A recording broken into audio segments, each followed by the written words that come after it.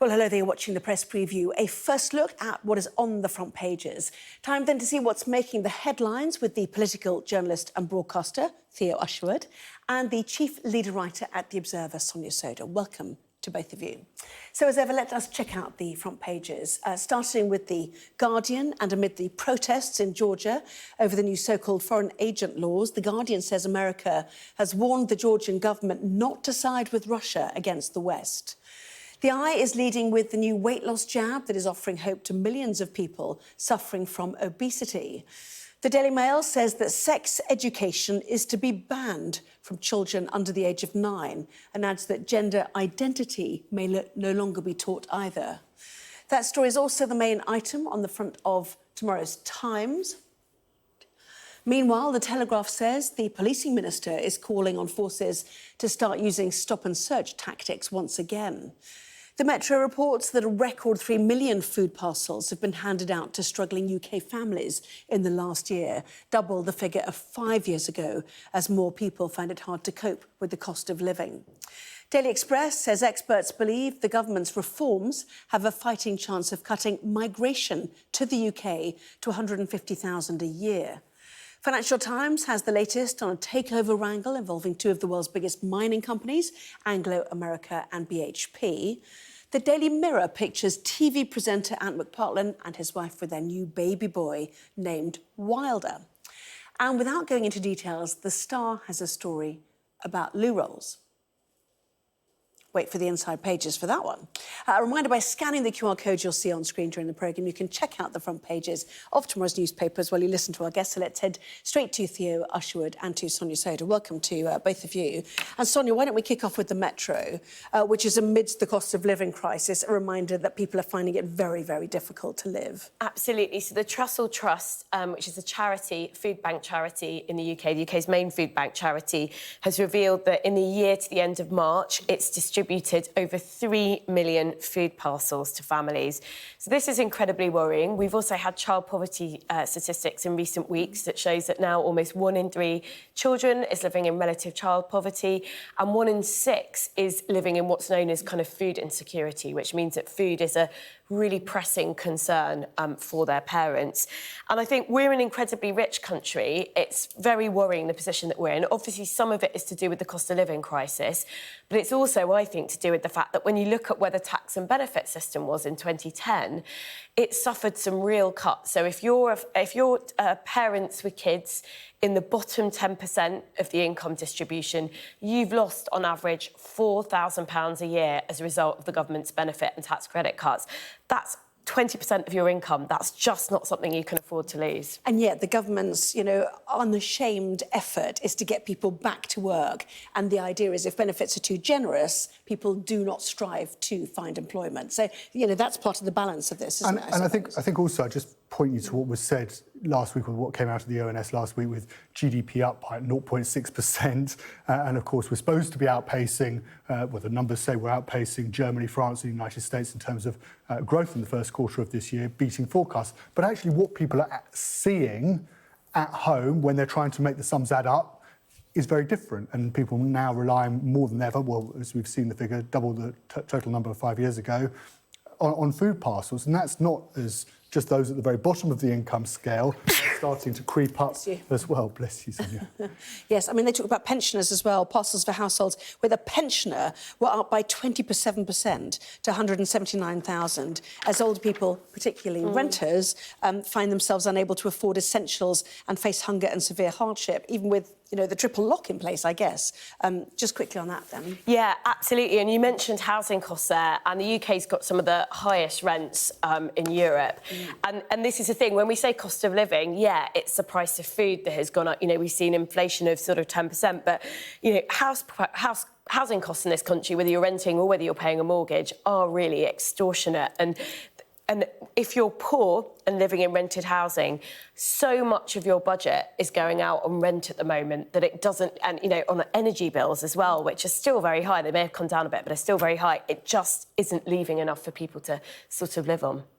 To the eye now, and they're picking up on a story that many papers led on this time last night, in fact. The gold rush of weight loss drugs. 322 anti-obesity drugs are in development worldwide. This is fascinating, but there's a danger of, you know, the food companies force us to eat, and then the pharma companies make us lose weight. So, you know, what do we do for ourselves at this point?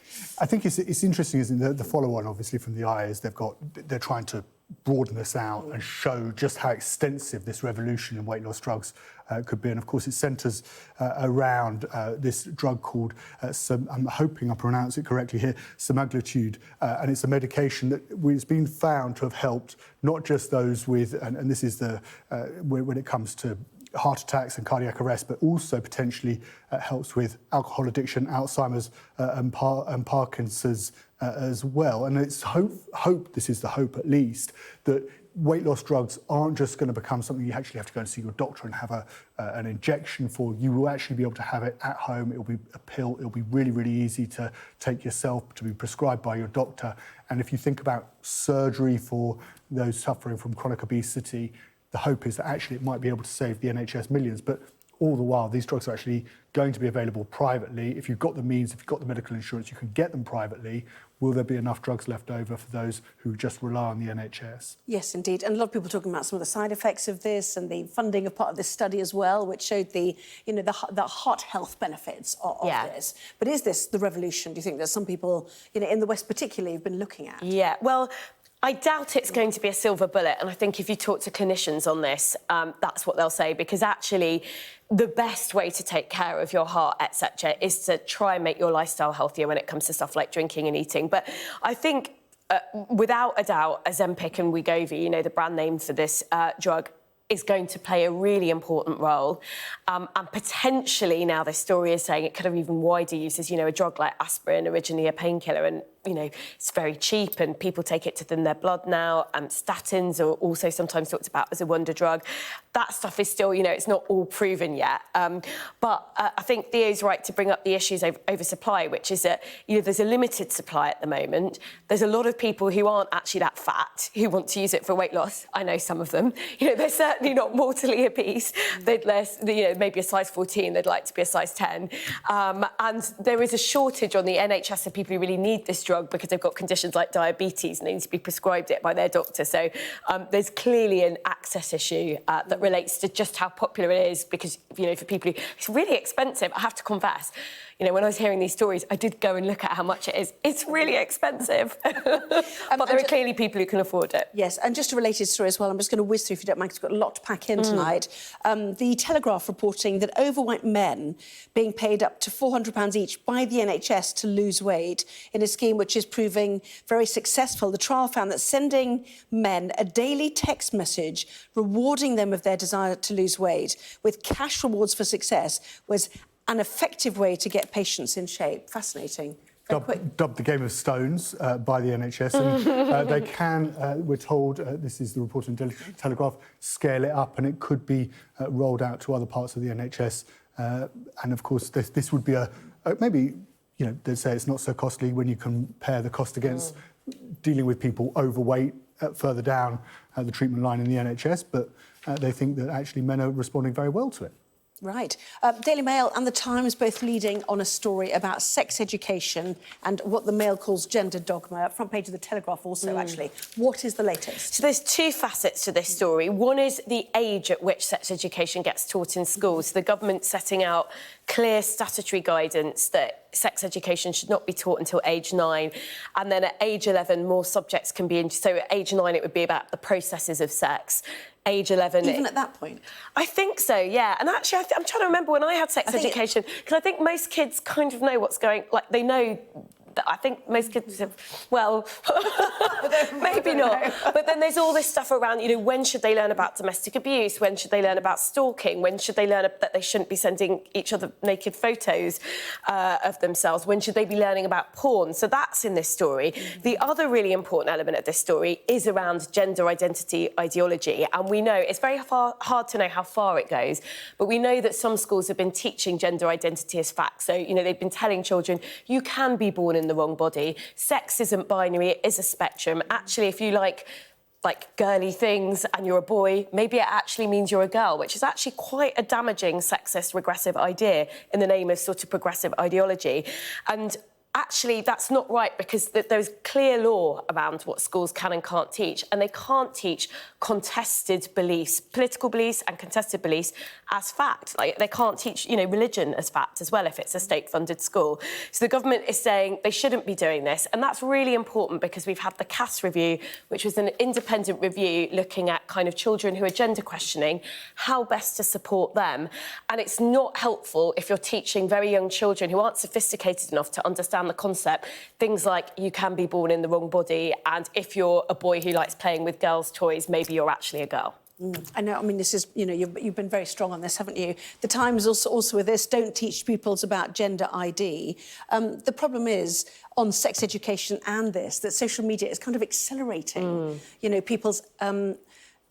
The way they have this visibility of all this information to them. So it's very difficult to work out the ages, isn't it? There doesn't seem to be a blanket... There doesn't seem to be a blanket rule about when children get mobile phones, but the sort of, from what I understand, it's around year 6, which is sort of 10 or 11, that a lot of parents decide to give their children mobile phones. But actually, when you look at the Times has quite a lot of good, detail about exactly what the government's proposing. So they shouldn't be given any form of sex education until year 5, which is, of course, 9 and over. Then domestic violence, coercive control and sexual violence should not be discussed until children are 13.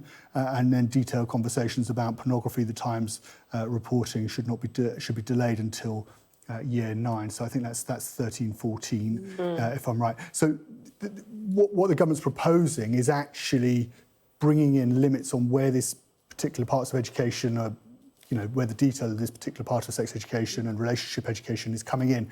It's actually after, when many parents are providing their children with mobile phones or screen devices, sometimes even younger, and that potentially they will have access to them unless you can, as a parent, it's really, really difficult to do, make sure that the appropriate controls are in place. Yeah, fascinating. Very difficult, certainly, as well. Plenty more to come, including America's warning to Georgia about siding with Russia against the West. On the front of The Guardian and elsewhere, no doubt. Back in a moment.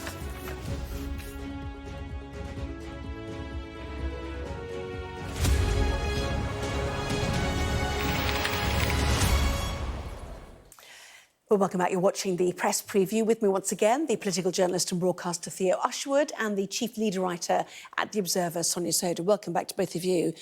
Theo, an extraordinary day in Georgia, certainly, with protests against this Russian law, as the protesters are calling it, and now the ramifications for relations with the European Union and indeed America. This seems to be another example of Russia extending its tentacles to former satellite states, this time it's Georgia, and it relates to this law which has just been passed, and the US are pressing Georgia not to bring it into actual force. But what it means is that if you're an NGO or if you're a media company operating in Georgia and more than 20% of your funding comes from overseas, then you need to declare where that money has come from. And the fear is, from those on the streets of Tbilisi, extraordinary scenes there, that's going to stifle free speech, it's going to stifle free expression, and that this is, in effect, Georgia pandering to exactly what the Kremlin wants. And as a result, the US Assistant Secretary of State, this is in The Guardian, Jim O'Brien, has spoken of his fears